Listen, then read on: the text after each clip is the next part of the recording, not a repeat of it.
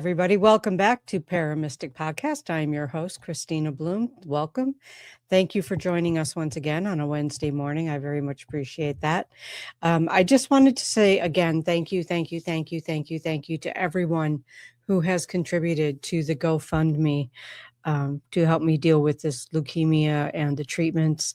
That GoFundMe is still open. It's going to remain open for a while. We got a lot covered, but there's still quite a few medical bills that still need to be covered. So I'm just putting that back out there again. And it's been a roller coaster, but we're getting there. We're making some progress. So I just want to thank you all again very much for stepping up and doing that. I so much appreciate you. You have no idea how much. I'm not going to hold off any longer on bringing forth our guest, Mr. Pete Orbea. We were both show hosts on WLTK-DB a few years ago, and that is where I met him. He's from Port Gamble, Washington. He's got a lot of interesting stuff to say. So here he is, Paranormal Pete. Hey, well, thanks for having me on, Kristina, and it's been a long time. Looking forward to catching up here. Yeah, it has. It's been like 3 years or something. It's been a long time. So what have you been up to for the last few years? Well, still running the town of Port Gamble. I'm still doing ghost walks. And last summer, I started on Sacred Spiral Network and brought my Paranormal Pete show back. So I'm doing that once a month. So that's another thing I'm up to. It's awesome. Wednesday nights in the middle of the month. And in fact, I have a show this evening on July 15th. Oh, wow. Yeah. Awesome. Yeah. And I'm still playing music, playing a band called Steady Rock Cosmonaut. Love it. And we're playing a gig this weekend. And so doing music and trying to keep up with my 2 kids and my lovely wife, Molly. So, yeah. Yeah. So you don't really sleep then, is what you're telling me. Not very much. I figure I will someday, and it'll be the eternal one. But, for now, I just got to keep going. Yep. There you go. You just got to keep it going. So tell us about the ghost walk. How does that work? Yeah, it's I just did one last weekend. So the Port Gamble Ghost Walks it sounds like a long time. It's a 3-hour tour, but it goes by pretty quick. And I'm starting this fall will be my 15th season of doing the tours. And I still enjoy doing it, even after all these years. And there's always new stuff to talk about and new experiences. But basically, I take people through the town's history and kind of how that weaves into the paranormal activity that's known to be here. So we go through the historic museum, and kind of there's a few exhibits in there where paranormal activity has happened, or I could say unexplained activity, but we think it's paranormal. I'll tell you a couple things just for fun. In the museum, we have an exhibit of what looks like the inside of a ship, like a captain's quarters, and there's a chair in there and a print of somebody sitting down in the chair, and the chair has been left in the dust, and there are no footprints or anywhere around the chair, and the only way to get into this exhibit is to step over a railing. So something sat in this chair and left a pretty defined seat mark from their pants in it. You can say butt print. It's okay. Okay. Well, there's a butt print in the chair. Yeah. But you can tell the chair hasn't moved. There's no footprints anywhere around the chair. So how did that get there? And it's still pretty defined. And when we first saw it, it was in 2019, and I haven't let anybody dust in this exhibit since then. And it's like somebody's still sitting there because it's kind of clean still. No new dust is settling on that, even after all these years. So that's kind of a interesting thing to see. That is interesting. Unless, someone's real creative and can run and jump over the railing and land perfectly in the chair without moving it. and get out of the exhibit without putting their feet down. So that's a fun one. But we go through the museum and go to the post office / theater building, and then we go, of course, up to the town cemetery, which for the West Coast is pretty old. It's 1856. Okay. And then we kind of go around the main commercial area of the town where all the shops are, and there's stories from pretty much every space there. Quite a few stories, and then we end up in the famous Walker Ames house, which is on my shirt for those watching. Okay. That's what it looks like. Cool.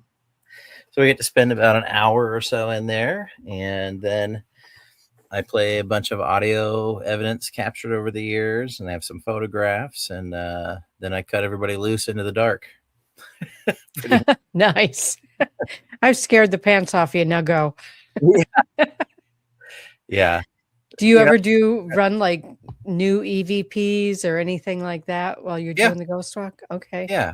And actually, I need to compile a bunch of new ones and add those in. But yeah, I'll play new stuff that I've captured or people have captured and said I can share it. So yeah, there's always stuff to talk about. This past October on one of the tours, we think we saw an apparition of a man, and it's rare to see something like that, but I had the group with me, and we were walking down from the cemetery hill, and basically facing where our town weddings office is. It's a little duplex building, but there was a gentleman walking along the side of the building in the dark, and you never see anybody walking on that side of the building, and so I thought, maybe somebody's casing the place. And we got a little bit closer, and I asked the people that were right next to me, and I said, is that a guy down there? And there's a guy down there. And he was walking with kind of a weird limp, and he's dressed all in blue, really tall, really big. And he was there was a grove of trees between us and the building. And so he was on the inner part of the trees. And so he would go behind a tree and we couldn't see him. And then he kept walking, and he would appear, go behind another tree, and then appear as he's walking.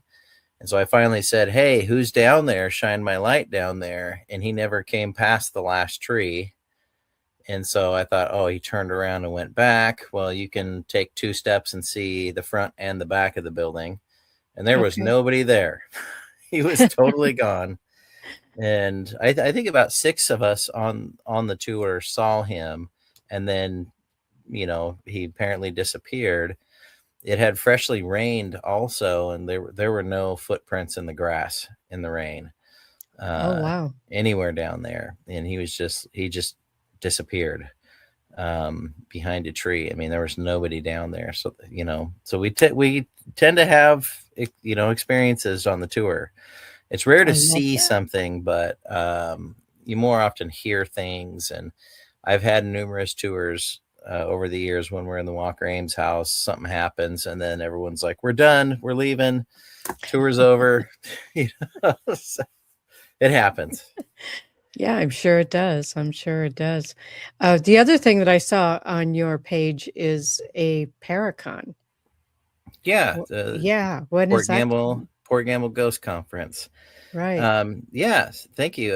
So that's coming up in November.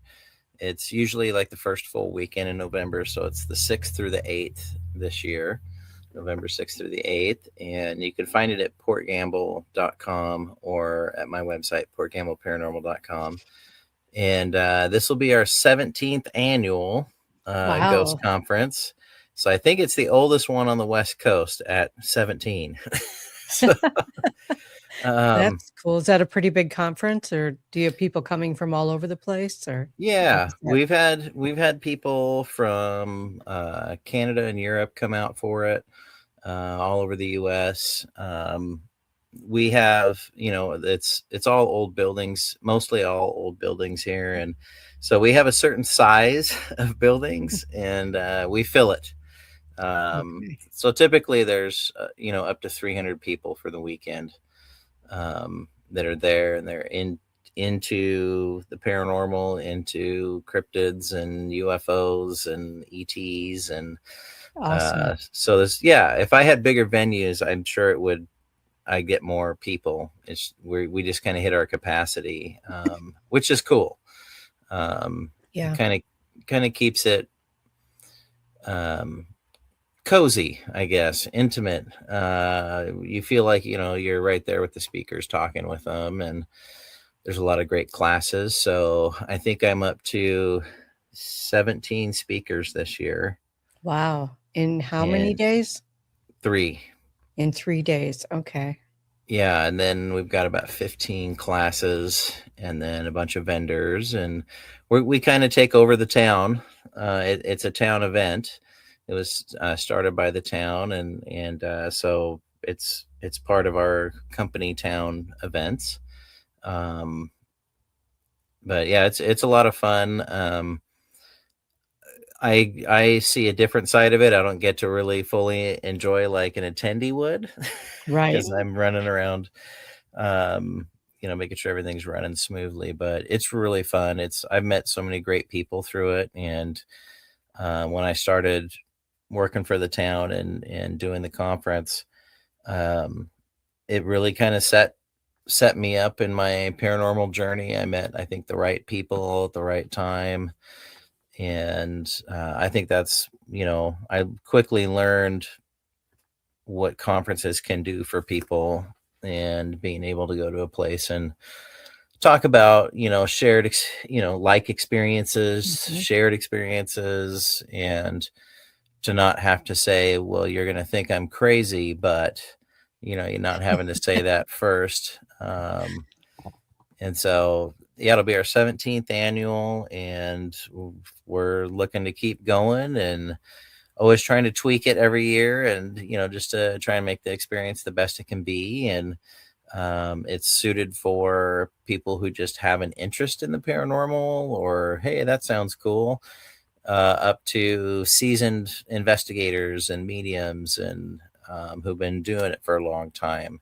So it's kind of, there's something for everybody, but it really does bring the community together, and that's one of the coolest things.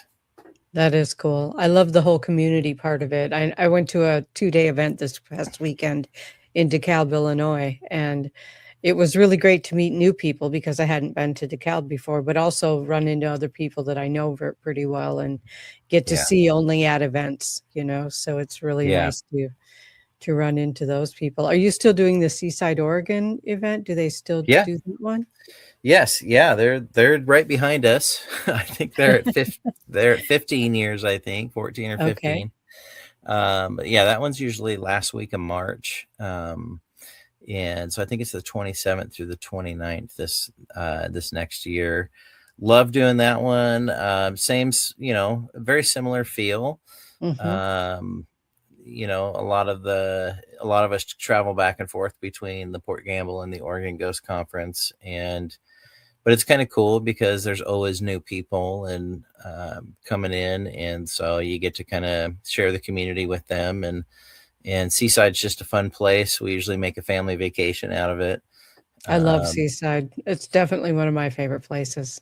Yeah, Yeah. it's really fun. And last year we had some decent weather, so I don't know if any of your listeners are familiar with the Oregon coast, but it's cold and rainy for half the year, but we actually got some good weather. And I'm just happy to be able to go there every year, and I help out with tours of Seaside. And I do a particular tour there, the downtown area, and to share ghost stories that they have down there. And we're making our own also. We've had weird stuff happen on that tour also. Okay. And so we're kind of making our own stories as the more we do it. So Yeah, yeah, love it's that one. such a beautiful place. Mm-hmm. Really is. One of the places that I never got to when the whole 5 years I lived out there in the Seattle area was Port Gamble. I don't know why, but I never got there. Well, it's small, and you blink and you're through it. Yeah. It's that, uh, just so everyone can understand kind of where it's at. It's in the Puget Sound area, and we're right next to the Hood Canal Bridge that goes to the Olympic Peninsula.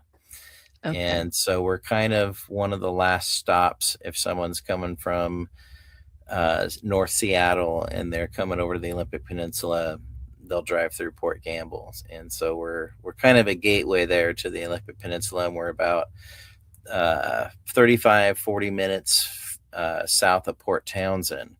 So a lot of people are familiar with Port Townsend. I've been there.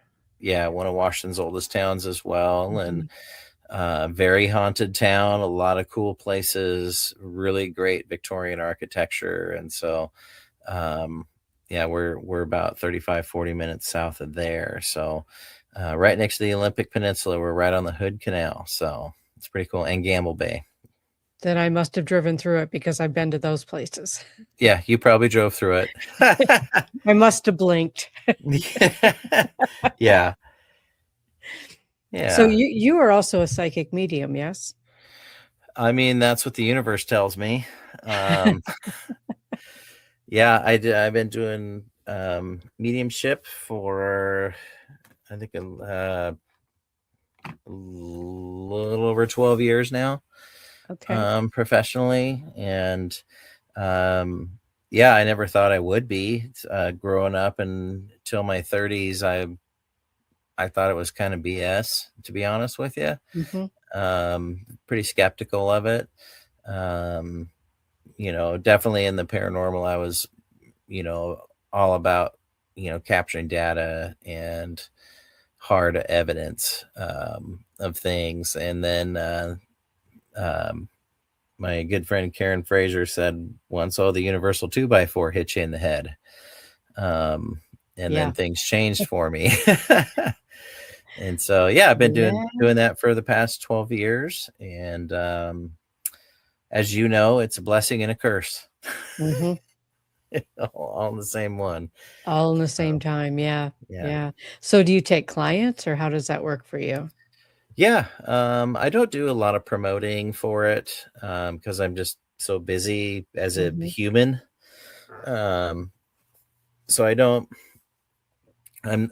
promote it too much. And so people just, they could find my website and they book a reading, or, they meet me on the ghost walk or at a special and public investigation, or they meet me at a ghost conference, or for my show. And so they'll book a reading with me. And I've, without promoting really, that much at all, it's really a cyclical thing. Like all of a sudden I'll have like tons of people wanting readings, and then I'll go like a month or, to 2 months, like nothing. Right. And then all of a sudden poof, something happens and everyone wants a reading all of a sudden. So I try to help out as much as I can, and with my busy schedule. But people usually just email me to book a reading. Cool. I will get your email and put it up in the comments so that people can figure out where to find you. Sure. Yeah, or just go to portgambleparanormal.com. That works too. Okay, that works too. There's all kinds of buttons to click. Excellent. Yeah. We all like the buttons. Yeah, we do. So let's talk about investigating. Okay. So when you're investigating, do you have like a favorite tool that you use, or how do you do that? Are you into the electronics and the recording? So tell us about that. I try and use I try to not use a whole lot of tools. I try and keep fairly simple. It depends on what the activity is. If it's, the Walker Ames house, for example, is very audio heavy. You get a lot of audio there, a ton of audio, not a lot of visual. So, I digital audio recorder or two. I like millimeter. I like the tri-field meter. And I've got, I'll throw a REM pod out.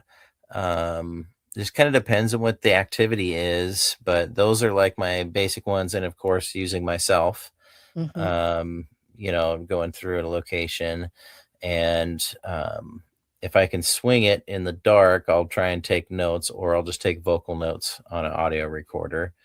But I try and keep it simple. I do have a full spectrum camera, but if where I'm investigating has a lot of visual reports, then I'll bring that and use that. Try and take a lot of photos and just see, or some video, and see if I can capture anything that way. But I like audio mostly. That's what I'm drawn to. And so I like to just take audio, some EMF, note what's happening. I'll use dowsing rods a lot on investigations. I like those. Those really do my set that I have. They seem to guide me to where I need to go. And so I really like using those too. But, for the most part, I guess I try and keep it somewhat simple. For those who investigate, the less equipment you use, the less data you have to go through if you don't have a lot of time. So, well, and that's the other part, is making the time afterward to go through all the data and, look for everything and listen to everything. And I don't know about you, but every time I get something on an EVP, I go back and listen to it, and then I isolate it and I try to make it more clear. And that eats up a lot of time. It does. When I first started into investigating and research, someone had told me, well, for every hour you record, that's 2 hours of review for audio. Only two? Only two? I guess. I thought it took a long time, but it really takes a long time to get through audio. I think video's a lot more easy because to review, you can watch it at double speed, if it's like a static camera. And so my eyes just get tired after a while. And so I guess it's being a musician or something, like I've always been drawn to audio more than anything. So, well, that makes sense. Yeah. And keep it simple,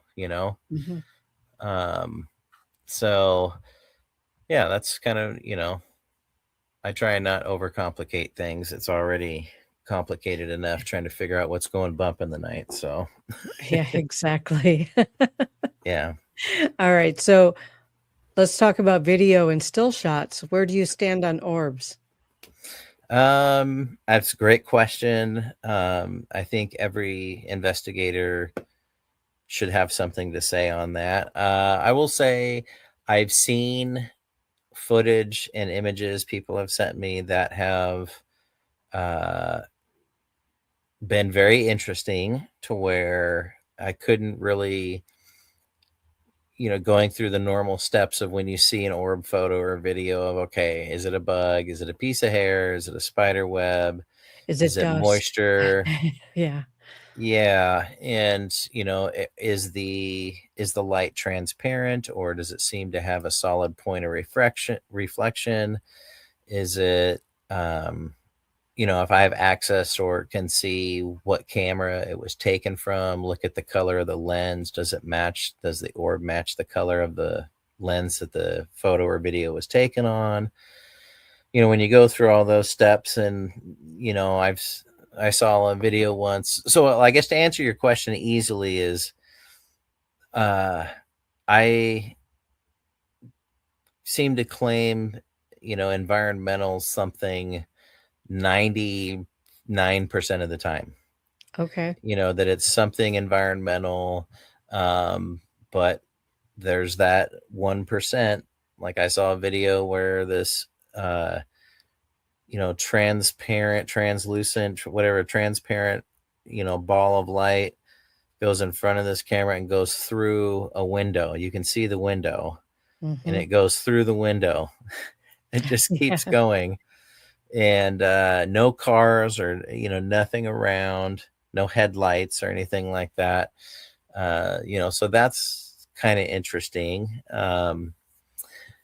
But yeah, I don't know, I'm not saying orbs aren't paranormal and they aren't, the spirit of somebody, or a piece of the light, or a piece of the soul. I think that's definitely out there, and we do see that. But I think for the most part, on like Ring cameras, interior, home security cameras, most of the time it's something environmental. I did an investigation at this place, and the claimant had all these videos of orbs, and it clearly it was dust to me. Like I was pretty sure. And she said, well, this one I took last night, and showed me and the rest of the team. I took this just last night. I even vacuumed my house yesterday. And we were like, well, when you vacuum your house, you kick up a ton of dust. You do, yeah. And it hangs around for a couple days. So most of the time it's those I think we run into. But occasionally, you get weird stuff in our museum. We had a video motion trigger in our museum, and I cannot explain this video, and it has got about 100 orbs in it. Wow. And they're not doing the classic things that an environmental pollutant is doing. They were moving, and they would go completely black and then light up again, completely black, light up again. They were clear when they were illuminated. They were moving in random directions, so it wasn't like dust where and there's a draft, everything's moving kind of the similar direction. They were moving. It appeared some of them were really close to the camera, and some of them were really far away from the camera. And so you could almost see the depth and the perspective of these things, and we just can't explain it. It did not, zooming in on them. I mean, I looked at this footage a lot, and there's no wings, there's no legs, no hard points of reflection. So that it didn't appear to be something physically in the space that the IR is bouncing off of, a reflection. And so, yeah, I mean, sorry, mediums take a long time to answer questions, but I'm a medium too. I get it. I take a long time to answer questions as well. Yeah. So I think there's real stuff, but I tend to think that like 90+% of what people think they've got is something environmental and can be explained. What's the most incredible piece of evidence that you have captured in any format? That I've captured, probably the audio disembodied voices of a spirit that was answering our questions. Every other time I've seen something, of course, I didn't have a camera in the space or wasn't recording with my phone or something. Story of my life. Story of my life. Yeah, I know. I had an apparition appear right behind me on a tour. Turned around, she cast a shadow in from my flashlight on the wall. She disappeared as soon as we all saw her and gasped. We all went and gasped, and then she was gone. Of course, we didn't capture that, but probably like my most favorite evidence I've captured is audio, and it was in the Walker Ames house, and this young girl was answering us, and the voice seemed to emanate from about 2 feet in front of me from where I was standing. So it was like she was standing right in front of me. Couldn't see her. And, we were saying things like, hey, we heard you downstairs, tell us who you are, that sort of thing. Who are you? And she just answered, a lady. And we all heard it. Everybody heard it. It was live when it, definitely a disembodied voice, not an EVP. And then, okay, well, can you tell us the lady's name? What's your name? And a few seconds go by, and then she says, Annabelle. And just plain as day on the audio, you can hear the reverb in the space. It's like she's standing in there talking to us. that's probably that I've captured. Probably my favorite was that, and it was a really crazy experience, just because every time she spoke, there was like energy blast through the hallway. It was like we all Okay. felt, the hit when you get energy, you get that Mhm. hit. Oh, So yeah. when she spoke, it was like everybody got that, and it was like she broke through and said something. So that was pretty cool. I also have a piece of audio where I was asking a question. We did have a ghost box going. That's probably something else that I'll use regularly is a ghost box as well. Okay. But I asked a question, and the answer was yes, Pete, right back to me. Nice. That was cool. Um, so yeah, my favorite stuff that I've captured is audio, because that's mostly what I take is audio. Um, but yeah, of course, like I said, you're never recording at the right time when something big happens. You are absolutely correct about that. Yeah. That's on purpose too, I think. Yeah. I think the spirits know, oh yeah, they're not recording me. I'm going to scare the hell out of them, and then they won't be able to show it. No one's going to believe this. Yes. Yeah. I think that's on purpose somewhat. I think it is too somewhat. Yeah, I agree with you. Do you ever investigate anywhere other than Port Gamble and Yeah. Seaside? Okay, Yeah, I do. other I areas don't you get like? to I don't get to go out as much as I'd like to, because I'm always here in Port Mhm, Campbell. Somebody's got to run the town. Um, but so I like to go to Port Townsend, do stuff there. I've done private home stuff. I That's always really interesting to me, because you're getting to help somebody, mhm. and hopefully give them some answers. Um, but yeah, I mean, I have a whole mile long. I want to go all over the place, and the good thing is because I'm so busy and I'm stuck here. Someday when I get to go cross country and go to all these great places, I know some stuff about them, but I don't know much, Yeah, and I want to go in and psychic investigate and get activity going. I feel like I have gotten a knack over the years for eliciting activity to happen, or at least people to come forward and try and communicate.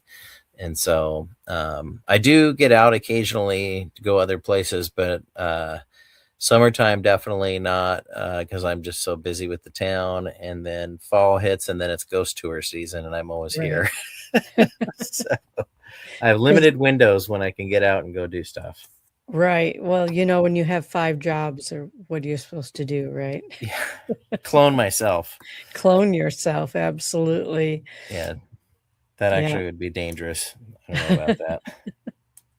I have to say there are still days I miss the Pacific Northwest. The energy there is very unique, and, It is. yeah. Yeah, isn't it something? Mhm, It's definitely a different feel. I mean, uh, here in Port Gamble, I live here too, and in one of the old houses, and yeah, I totally agree with you. There is something, especially here in town. Like when you pull into town, it feels different. mhm. Um, it just feels like a huge weight comes off of you, and Okay. there's just a different feel here. Maybe it's because um it's time slower here. I guess maybe that's what it is. But yeah, no, I would agree with that. I've been all over the country. It's been a long time since I've been across the country, but there definitely is a different feel up here. What do you think that is? Well, I think part of it is just the landscape, because you've got the mountains, you've got the oceans, you've got the, uh, flatlands in between. I don't know what you call those, where the sand and all of that in between. But I Yeah, also think that it has a lot to do with the native energy there. I would agree with that. Yeah. There's all sorts of tidal energy. Mhm, There's you know, I, I think it's true in the region. There's a lot of quartz in the bedrock, mhm. which that, could have I think help energy stick around and be prevalent. Right. So I think geology too is part of it. Yeah, definitely. I mean, it's a beautiful place. Holy Oh, smokes. without a doubt. Yeah. Absolutely gorgeous. Yeah. And I've traveled all over the country too. And this piece of land we have between the two oceans is so varied and so Yeah. much beauty. It's incredible. Yeah. There's beauty everywhere. I have to Yeah. say my least favorite is probably deserts. I'm not a big fan of deserts. Yeah. I grew up in Boise, Idaho, which is high desert, and Okay. lots of sagebrush, and spent my summers in Sedona, Arizona growing up. And for somebody with my skin complexion, that probably wasn't smart, but um, spent a lot of time down in Arizona too, and got used to it. Yeah. The dry heat's definitely, I think, a little more bearable than the wet heat that you get up here and like down south and And in on the the East Midwest, Coast. we get wet You heat get real here too. humid too. Yeah. Yeah, that's the worst. Yeah, Yeah. that's the worst. Yeah. I know when I was shortly after I moved out there, my husband at the time was telling me, "Oh, this is such a humid day." And I'm like, "I just came from the Mississippi River Valley. This is not humid." That's nothing. This is nothing. Oh This is yeah, isn't that great? breathable. Yeah. Nice. Yeah, it's incredible. What else would you like us to know about you, Mr. Pete? Oh, I don't know. I'm weird. I'm normal. I'm everything in between. No, I don't know. Lifelong musician. Been playing, music since I was a kid, and so that's always been a big part of my life. And I think also a part of my connectiveness with the other side. Mhm. I think that's kind of always been there. You know, when you think about, well, I just think there's a deep connection with music and spirit and us as humans on a deeper level than just skin and physical. I think, Oh, yeah. so I've been kind of, over the years, I keep, reiterating in my mind occasionally something will happen and I'll be like, well, that's music talking right there. That's, uh, you know,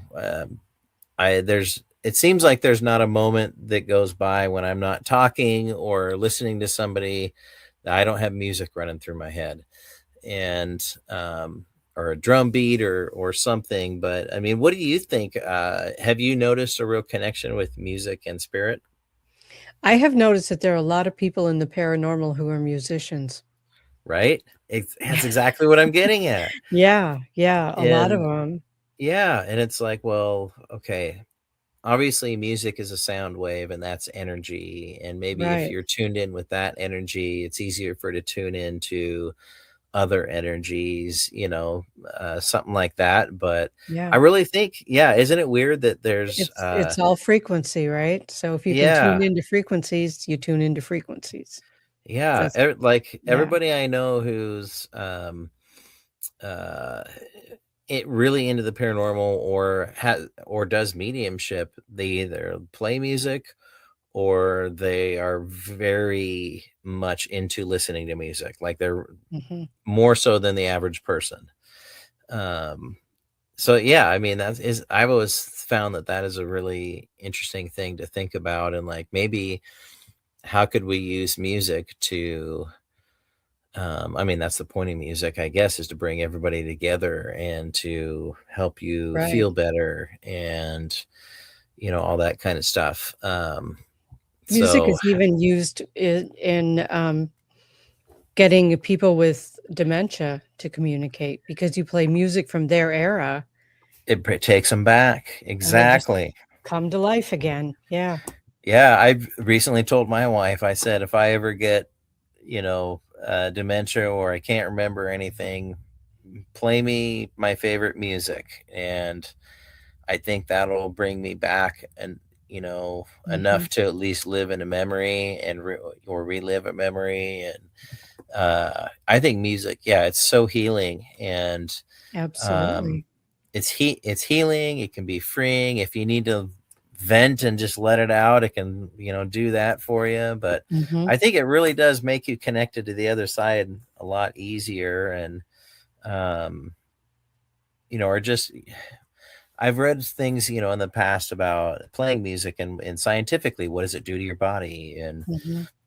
one thing that I read that I thought was, kind of what stuck out was playing music. Your right and left brain works a little differently together. It communicates a little differently.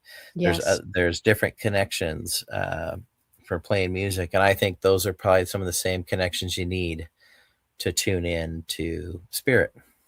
Right. Yeah. Absolutely. You think about the chanting. I'm a drum maker. I make Native American drums and I play Oh, them. then, yeah. And yeah, it's nothing brings me into a trance faster than playing a drum. It, It you know. it seriously does something. And yeah, you mentioned, like, the Gregorian monks, Hmm. um, Tibetan monks chanting, and it's a thing. If they've been doing it for thousands of years, it's a Yeah. thing. Yes. And even the yogis with the om, Yeah, all of that. It's all that vibration brings yeah, in spirit and yeah, raises our spirit. So it's pretty cool. yeah. Occasionally, if I'm going to be doing a gallery reading or something, or like a group reading for people, I'll do. Um, I think it's a Tibetan chant. I'll do kind of these long tones just to kind of relax myself, but also the vibrations and the pineal gland, and it all kind of works together. And Hmm. so it does work, because when I'm extra nervous about like a big reading or something, I'll do that because I don't know about you, I get nervous before, especially before a gallery reading. um Yeah, I do too. Pins and needles, and then you got to get going. And once you get your first connection with something, then you're off and running. But I always seem to do that when I'm nervous. I'll do the long tones. It's basically 2 syllables. I'll say toe Hmm. 6 times, as long as I can, as low as I can, and then the syllable may, and do that 6 times, may. And that it works. Yeah. I don't know I how, but it actually does. saw a video today with a memory expert who's was saying that I don't remember where they did. I really wish I could remember all the details, but there are several universities where they have tested tones and humming, and people who hum reduced their risk of getting Alzheimer's and other dementias by like 56% or something. That's a big number. That's a big number. Yeah, absolutely Huh. is. Yeah. Excuse me. That's cool. Allergy season. My nose will not stop running. I'm right there with you. Yep. Wow. So music, paranormal, all that Yep. fun stuff. And you have a beautiful family. I love looking at your pictures there Oh, thank you. and They your fun adventures they keep me out of trouble. because you don't have time to get in trouble. There you go. Yeah. Yeah, Well, it's definitely, sometimes I feel like I'm too busy, but at the same time, it's living. yeah. And it's better than being bored. Yeah. My brain is too active to be bored. I Yep. literally, even if I sit and do nothing all day, look like I'm doing nothing, my brain is definitely doing something. So, Yeah. yeah, Yeah. I've I never think most understood boredom. Yeah, I don't know. Yeah, I mean, growing up, did you have like a pretty in-depth imagination growing up? Oh, yeah. Yeah, because I grew up an only child, Mhm. and so I was by myself a lot, Okay. and but was never bored. I was always humming or singing, or music in my head, or playing baseball, or whatever it was. Yeah. And I think Um, I think, maybe it was a sign of things to come in my life, because I look back on my life now, or after my universal 2x4, Yeah. looking back, it was like, oh, maybe that wasn't just imagination. Maybe that was other things, and I just didn't realize Yeah. Well, or I'm or sure. understand. Yeah, Yeah. because I had no idea about it. And then looking back, I'm like, oh yeah, I remember this time when just all of a sudden felt horrible and emotions like crazy, and I didn't know why, and I kept seeing all these different people in my mind, and I was like, I don't know them. How am I seeing them? Or what? I'm getting names. Mhm. Like, am I just imagining all this? Nope. Nope. Not imagining it. Didn't Yeah. know what to do with it, I'm sure, but not Oh imagining yeah. it. I just thought it was imagination for sure. And, just chalked it up to me being weird, I guess. I guess. But, I don't know. I think I'd much rather be weird than what's considered to be normal. So right. it's way more interesting. Well, I wish people would follow their interests more, their weirdness more. Right. But most people don't, or they don't want to, in the paranormal, you hear this all the time. I said it before, like, well, you're going to think I'm crazy. Like a lot of people experience things, but they don't say it. And Hmm. I wish people would say it more, and that there could be more conversation about the weird things, and the things that don't make sense to somebody make sense to somebody else. And I wish people would share that more. I hear about people, well, I've never told this to anybody, or I've never really talked about this because I think everyone will think I'm crazy. And it's like, imagine if everybody could share those sort of things a little bit more. Yeah. Sure, the world would be a little weirder, but there would be more conversation. There'd be more opening of minds. And I am um, seeing some of that happening, though. I don't know if you are, but I'm seeing some of yeah, that happening where people are opening up more and talking more. And just go to Spotify and look up Ghost, and you'll see how many podcasts yeah. about the paranormal and whatever. Yeah. So, No, you're yeah. you're totally right, and I have kind of seen it too. It seems like there is a major awakening going on, right? Oh, yeah. Um what are your thoughts on that? Cuz like I think humans, we kind of go through cycles of that. But I mean, are you seeing a kind of an awakening going on? I'm seeing a huge awakening going on What do you worldwide. Yeah, what do you Yeah. I mean, I'm trying to figure out what is the cause of it. I mean, I think a silly answer is, all the TV shows. Like you said, all the podcasts, all the TV shows have made it a lot more socially acceptable. And so maybe if it's more socially acceptable, people they just open up through watching the shows, and then Yeah. it makes it more, it's not like such a stigma like it. Makes it more accessible for sure.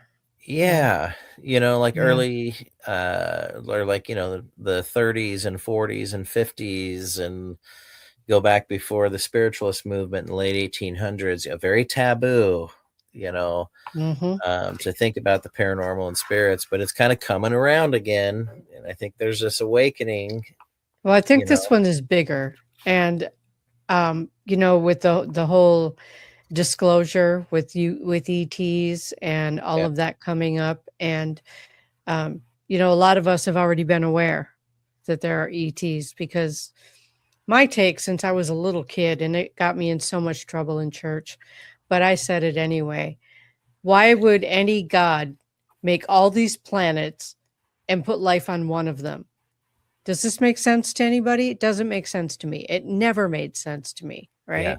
Yeah. So, but I feel like that coming to the foreground, and it's kind of the chicken and egg thing, right? Is the TV shows and the podcasts and the documentaries, is that what's causing it, or is that an effect of it? Yeah. Oh, that's you know? a good thought. It's You're exact. I think you're right on there. Yeah, I see an awakening. What do you think? Let's say it continues and overall, like the vast majority of people are kind of awakened or have open minds. What do you hope happens? well, the last, I don't know how long, it's been a while, 10 years, maybe more, where light keeps getting shown in the dark. And it's been a lot more prevalent even the last few years. All this crap that was happening forever now has a spotlight on it. And you can look at that one of two ways. Either the world is getting worse or we're finally seeing things we didn't see before. Right. So you can look at those things because darkness can't exist in the light. So we're shining a spotlight and all of this stuff is coming out. I feel like that's a cleansing. I feel like that's a cleansing for humanity, an energy cleansing. Yeah. I feel like, the Schumann resonance, I don't know if you follow that, but it is the heartbeat of Mother Earth and it's all over the place, especially the last couple of years. And then the sun is throwing off more radiation than it ever has. We've been getting hit with one massive corona after another from the sun for, I don't know, years. Yeah. But again, it's intensified in the last year. And so there's this whole coming together. I think this is probably the biggest awakening that humanity has ever had. And I think that the internet has something to do with us knowing about it because we can now communicate anywhere on the planet as long as there's an internet connection. Yeah. Yeah. Maybe in the past, if there was like a large awakening, like people weren't aware of it then because everybody was so isolated, or it took 6 months to go from here to there and tell somebody about it. Right. Exactly. That's a neat way to look at it. I think the sun's radiation, the Earth's heartbeat, that's all part of it. And I think that's really interesting. The internet part of it, and thinking now we're aware of it now because of that. And I hadn't really thought of it in that way. So that's kind of interesting. Well, if there is a major awakening going on and people are going to start seeing what we haven't seen before or see the other side of things that we haven't seen before, God help us. Because humans are weird. And for sure. There is no doubt about that. Hopefully it's for good. I think it is. I feel like it is. I feel like there's some hope in things are crashing left and right. Systems are crashing left and right. Financial systems, real estate systems, education, healthcare. Sure. Crashes left and right. Well, you can't build something new on top of a broken thing. You have to knock it down first. Yeah. And I think we are still in the knock it down phase, but we are starting to do some rebuilding. Yeah. Yeah. I'm hopeful too. I've kind of always, try and be optimistic, or I just am optimistic about that sort of thing. But then I go, then you go on the internet and you see fail videos and you're like, oh, we're doomed. Well, I do think that natural selection does take over at some point. Yeah, more so for the animal kingdom, unfortunately. Yeah. I think. But well, with the it just made me think of Bigfoot. There seems to be, not whether they're legitimate or not, more and more Bigfoot experiences, reports. Of course, everybody's got a phone in their pocket now, so they've got a video camera in their pocket. Although if you're like me and you're having an experience and you're too freaked out to take your phone out and record, that's happened to me with I'm a member of that club as well. With the Bigfoot. So, with all of it. Yeah, but it makes you wonder, like, are we starting to see them more?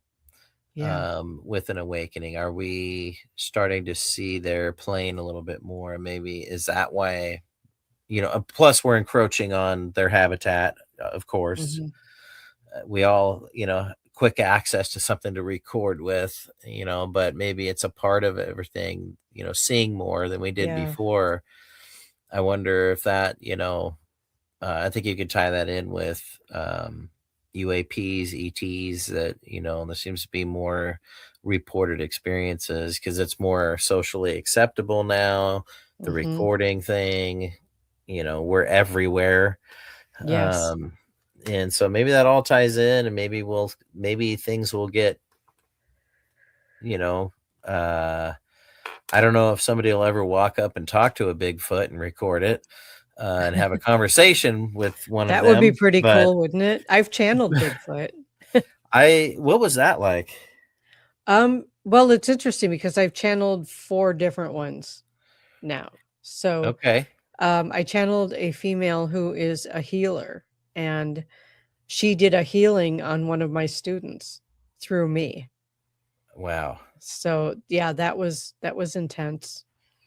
That Is was the it, most intense channeling I've ever done. did they feel like, did it feel like a human ghost, I guess? No, It felt no. different so that you could It feel a felt difference in. it's a higher vibration. Yeah, Okay. it's a higher frequency. Um, I've channeled that one female and then 3 males, and the males the female did not, like, speak in English. She was singing in light language while doing a Okay. healing.